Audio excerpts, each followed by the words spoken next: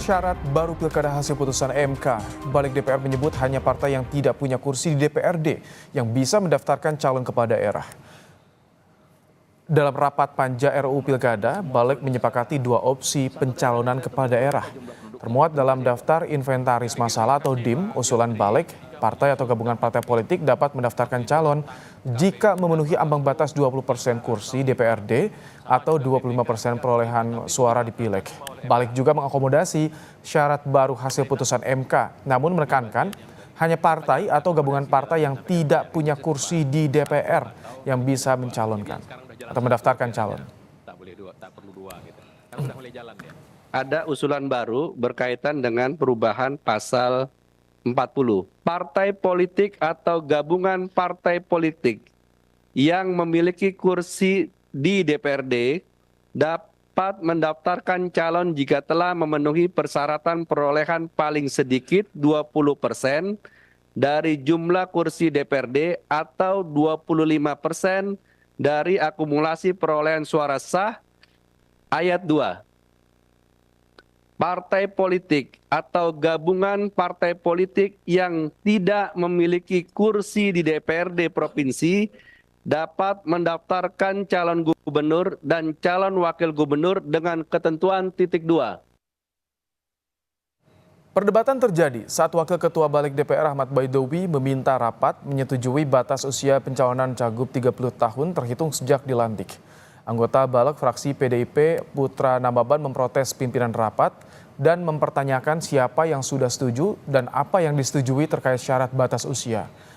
Ahmad Baidowi menjawab mayoritas fraksi setuju merujuk pada putusan MA nomor 23 P/HUM/2024 yang menghitung batas usia calon sejak pelantikan, bukan sejak penetapan paslon. Setuju ya, merujuk kepada Mahkamah Agung ya. Lanjut. Pimpinan ini setuju atas apa ini pimpinan? Yang pilihan MK, Mahkamah Agung putusan kan ada dua putusan pengadilan. Enggak. Fraksi PD sudah kita kasih kesempatan ngomong. Fraksi yang lain kan juga punya kesempatan untuk ngomong. Punya hak yang sama. Oke, terus yang diputuskan apa? Merujuk kepada putusan Mahkamah Agung. Mayoritas. Sudah dihitung per fraksi pimpinan? Siapa yang setuju, siapa yang tidak setuju? Udah kelihatan dari tadi itu. Tadi kalau nggak salah baru dua yang ngomong. Silakan lanjut. Bapak Ketua. Pimpinan. Ya nggak perlu mengatur fraksi yang lain. Yang penting fraksi PD sudah menyampaikan pendapatnya. Fraksi lain menyatakan persetujuannya, ya urusannya fraksi lain-lain gitu.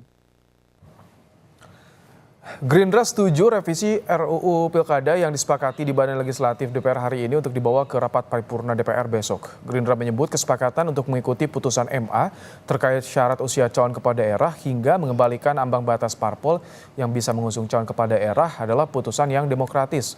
Aturan pilkada yang disepakati dalam balik DPR hari ini berbeda dengan putusan MK soal syarat usia minimal calon kepala daerah hingga parpol non-parlemen bisa mengusung calon.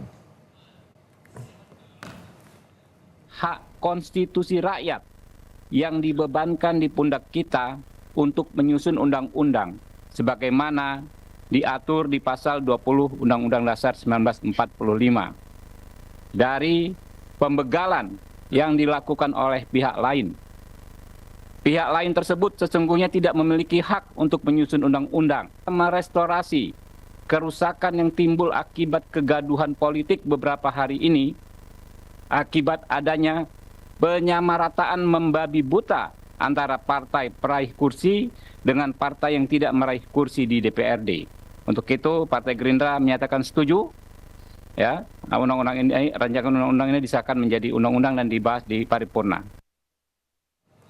Juru bicara Mahkamah Konstitusi menegaskan, putusan Mahkamah Konstitusi mengikat sehingga semua aturan yang dibuat harus sesuai Mahkamah Konstitusi, termasuk dalam membuat peraturan KPU. Namun Mahkamah Konstitusi enggan mengomentari proses politik yang bergulir di DPR yang membahas revisi Undang-Undang Pilkada di Badan Legislatif DPR. MK menyebut aturan yang tidak sesuai dengan putusan MK bisa digugat kembali.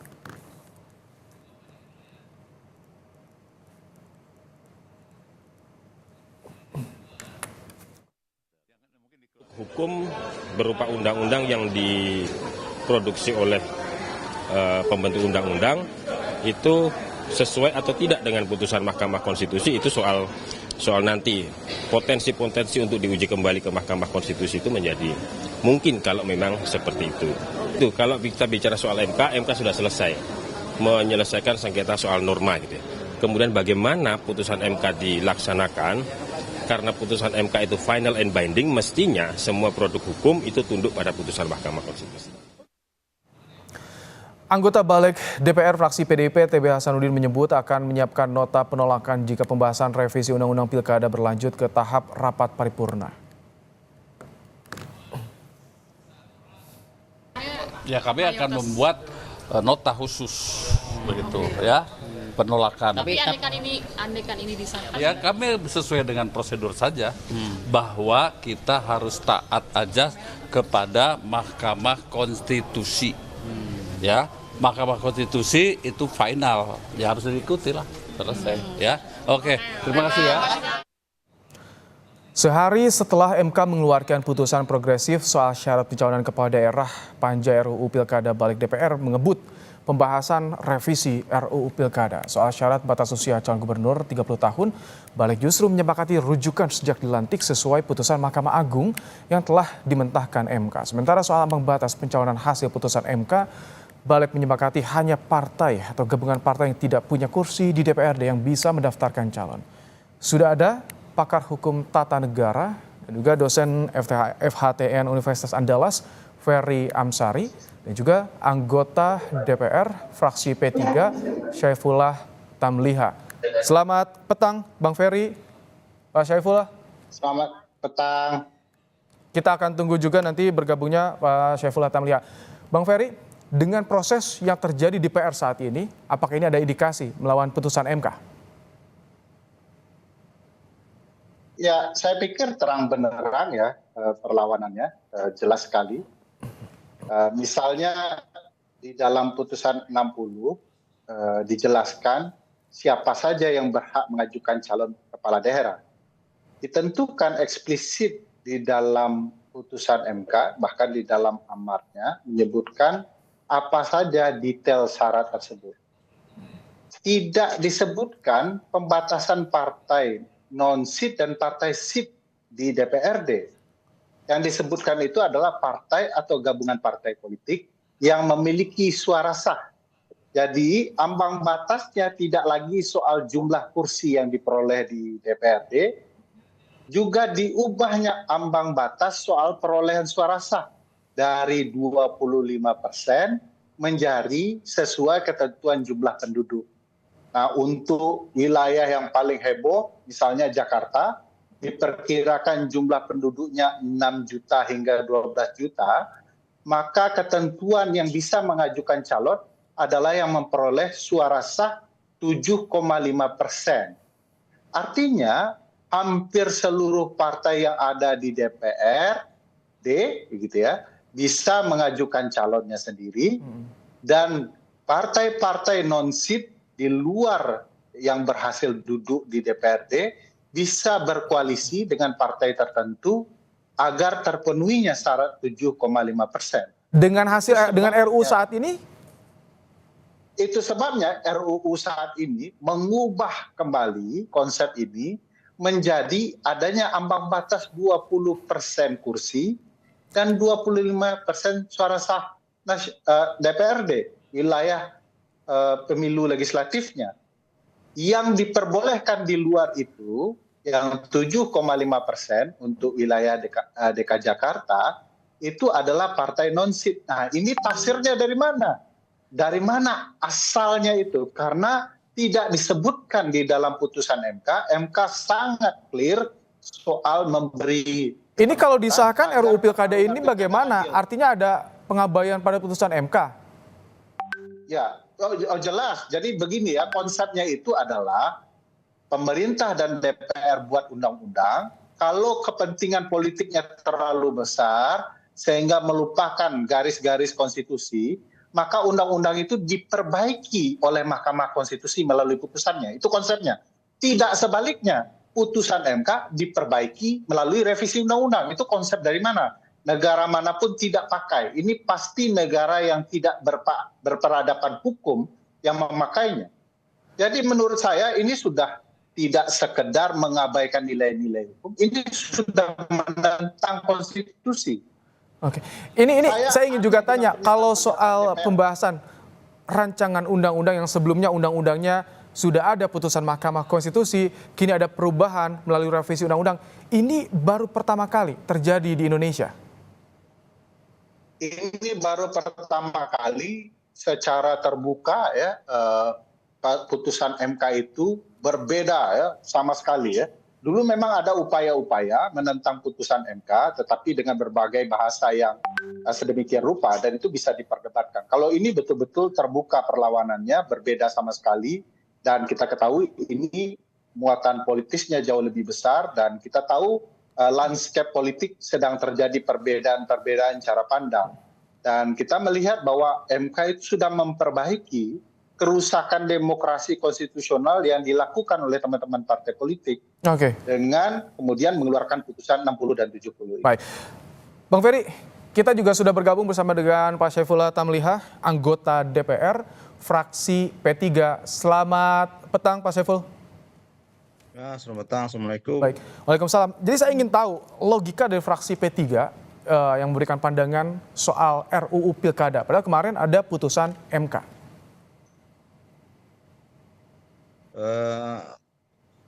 Hari ini yang melakukan rapat tentang RUU Pilkada masih di tingkat badan legislasi. Nanti dari alat kelengkapan Dewan Badan Legislasi tentunya akan dibawa ke dalam rapat paripurna. Sebab keputusan resmi DPR itu melalui keputusan paripurna DPR. Jadi saya tidak bisa memvonis mana yang betul, mana yang salah, kecuali setelah final di rapat paripurna. Tapi tadi pandangan Anda, pandangan dari fraksi P3 bagaimana soal RUU Pilkada? Karena kemarin kan ada putusan Mahkamah Konstitusi. Ya, kalau P3 memandang bahwa yang dimaksud itu hanyalah partai-partai yang tidak ada kursinya di DPRD. Ini pendapat resmi P3. Tapi saya secara pribadi tafsiran bahwa ini kalau jadi beda tafsir dengan putusan MK bagaimana, Pak Saiful?